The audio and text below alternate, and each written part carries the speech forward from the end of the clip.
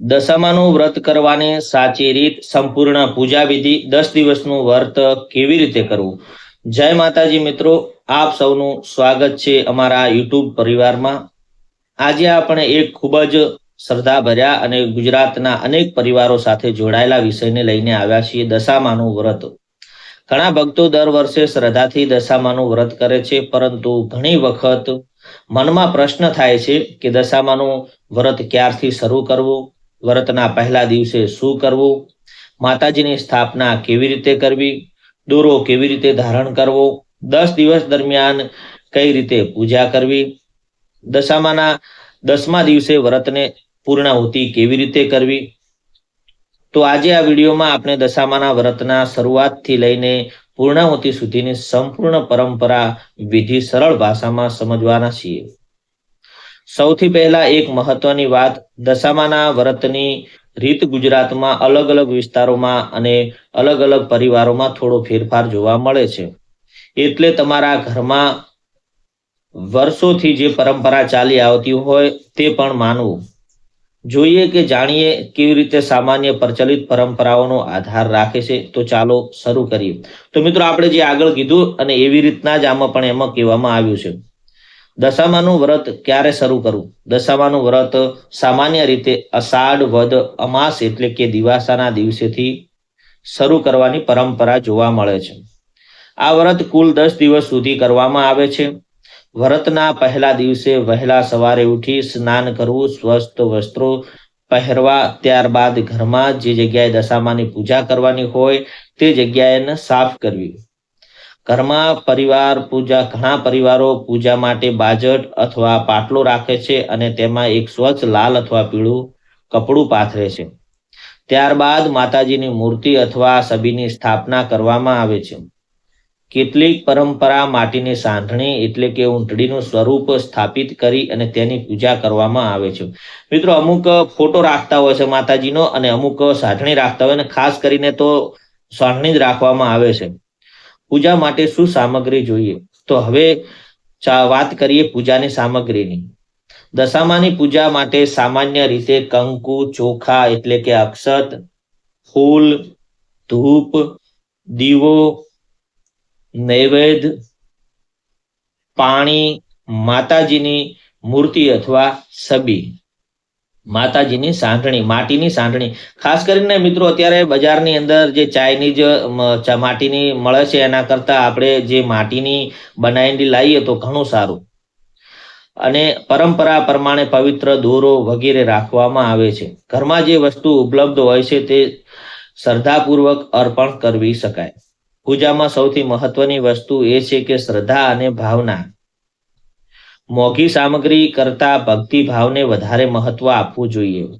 અત્યારે ઘણા બધા લોકો શું કરતા હોય, ઠાઠ ઠઠારો ને એવું બધું ઘણા કરતા હોય, પણ આમાં માતાજી ખુદ એવું કહે છે કે તમે આવું બધું કરો એના કરતા ભક્તિ ભાવ વધારે કરો તો વધારે માતાજી આપણા ઉપર પ્રસન્ન થાય છે. ઘણા દેખાવ કરવાની જરૂર નથી ભક્તિની અંદર. માતાની ખાલી ભક્તિ કરવાનું નામ લો, દીવો ધૂપ કરો, એવું કહેવામાં આવ્યું છે. દશામાની સ્થાપના કેવી રીતે કરવી? હવે માતાજીની સ્થાપના કરવાની વાત કરીએ તો સૌપ્રથમ પૂજા સ્થાને સ્વચ્છ કરી ત્યાં બાજટ અથવા પાટલો મૂકો. તેના ઉપર સ્વચ્છ કપડું પાથરો. સ્વચ્છ એટલે નવું કપડું પાથરવું. ત્યારબાદ દશામાની મૂર્તિ અથવા છબીની સ્થાપિત કરો. જો તમારા પરિવારમાં માટીની સાંઢણી સ્થાપિત કરવાની પરંપરા હોય તો તેને પણ માતાજી સાથે રાખી શકાય છે. ત્યારબાદ દીવો પ્રગટાવો, ધૂપ કરો, માતાજીને કંકુ અને અક્ષત એટલે કે ચોખા અર્પણ કરો અને ફૂલ ચડાવો. ત્યારબાદ નૈવેદ્ય ધરાવો. હવે હાથ જોડી માતાજીનું સ્મરણ કરો અને મારા પરિવારમાં સુખ, શાંતિ અને આરોગ્ય કલ્યાણ માટે પ્રાર્થના કરો. દશામાના વ્રતમાં દોરાનું મહત્વ. ઘણી પરંપરામાં દશામાના વ્રત દરમિયાન પવિત્ર દોરો ધારણ કરવાની રીત જોવા મળે છે. કેટલાક પરિવારોમાં દોરામાં 10 ગાંઠ બાંધવાની પરંપરા છે. દરેક ગાંઠને વ્રતના દિવસે સાથે સંકળવામાં આવે છે.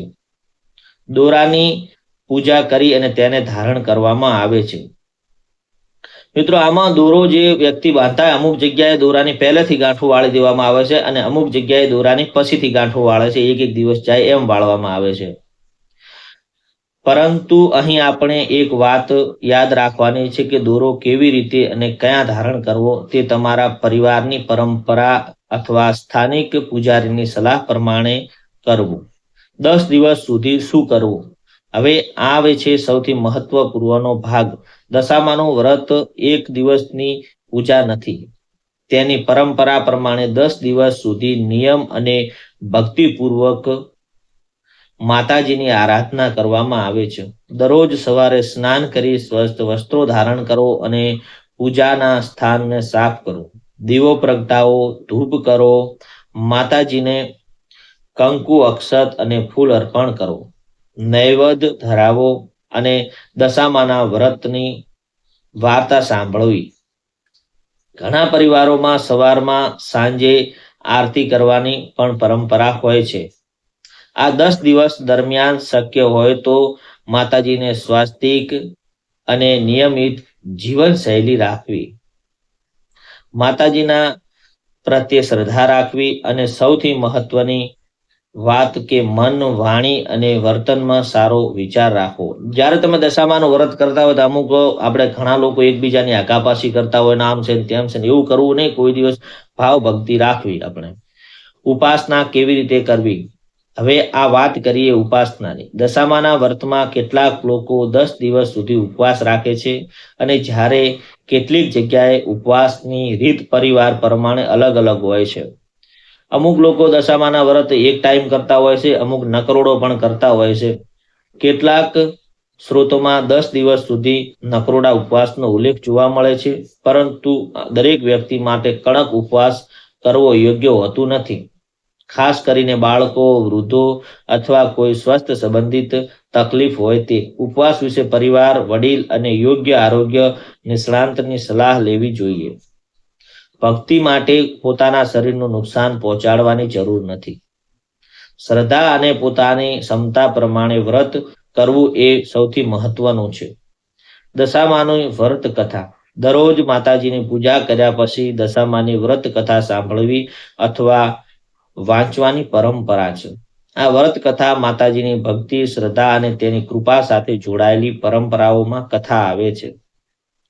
કથા સાંભળવાનો મુખ્ય ભાવ એ છે કે આપણે માતાજીને યાદ કરી અને સારા કર્મ કરવાની પ્રેરણા લઈ અને પરિવારના કલ્યાણ માટે માતાજીની પ્રાર્થના કરીએ છીએ.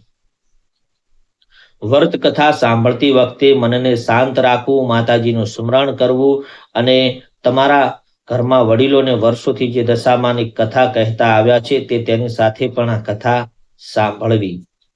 10મા દિવસે શું કરવું? હવે જાણીશું આપણે કે 10મા દિવસે શું કરવું. હવે આ વ્રતનો છેલ્લો દિવસનો મહત્તમ દિવસ છે. 10મા દિવસે પણ નિયમ પ્રમાણે સ્નાન કરી સ્વસ્થ વસ્ત્રો પહેરવા, માતાજીની પૂજા કરવી, દીવો અને ધૂપ કરવા, કંકુ અને અક્ષત ફૂલ અર્પણ કરવા, નૈવેદ્ય ધરાવો. નૈવેદ્યમાં અંદર તમે ગમે એ પ્રસાદી કરી શકો છો, થાળી છે, શીરો છે, એવું કરી શકો છો. દશામાની કથા અને આરતી કરવી. ત્યારબાદ માતાજીના હૃદયપૂર્વક પ્રાર્થના કરવી. જો તમારા પરિવારમાં માટીનું સાંતણીની સ્થાપના કરવામાં આવી હોય તો પરંપરા પ્રમાણે દશામાના 10મા દિવસે તેનું વિસર્જન કરવું અને કેટલાક સ્ત્રોતોમાં નદીમાં વિસર્જન કરવાની પરંપરાનો ઉલ્લેખ છે.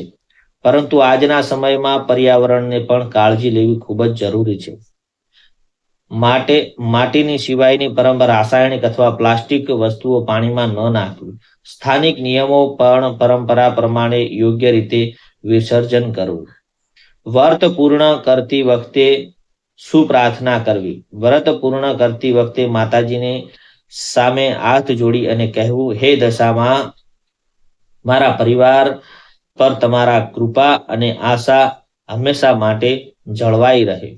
અમારા ઘરમાં સુખ, શાંતિ અને સદભાવ રહે. બધાને સારા વિચારો અને સારા કર્મો કરવાની શક્તિ આપજે.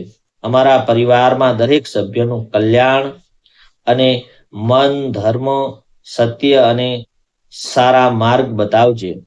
જય દશા માતાજી. આવી પ્રાર્થના શ્રદ્ધાપૂર્વક કરી અને માતાજીની આરતી કરો અને હવે આપણે જોઈશું કે કેટલા વર્ષે એનું ઉજવણું કરવું. 5 વર્ષે ઉજવણું કરવું. કેટલીક પ્રચલિત પરંપરાઓમાં દશામાના વ્રતનું 5 વર્ષે ઉજવણું કરવાની રીત જાણવામાં આવે છે.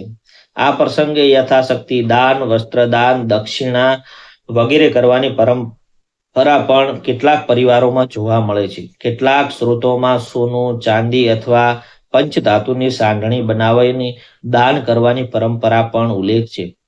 પરંતુ અહીં એક વાત ખૂબ જ મહત્વની છે. દાન પોતાની શક્તિ અને ક્ષમતા પ્રમાણે જ કરવું. ભગવાનની ભક્તિ માટે વ્યક્તિએ પોતાની આર્થિક સ્થિતિ કરતા વધારે ખર્ચ કરવાનો હોતો નથી. દશામાના વ્રતનું ધ્યાન રાખવું. હવે થોડા મહત્વના નિયમો. પ્રથમ, પૂજાના સ્થાન પર સ્વચ્છતા રાખવી. બીજું, શક્ય હોય ત્યાં સુધી સ્વાસ્થિક આહાર અને સારા વિચારો રાખવા. ત્રીજું, કોઈની સાથે ખોટું બોલવું, ઝઘડો કરવો અને કોઈ સાથે દુઃખ પહોંચાડવાનું ટાળવું.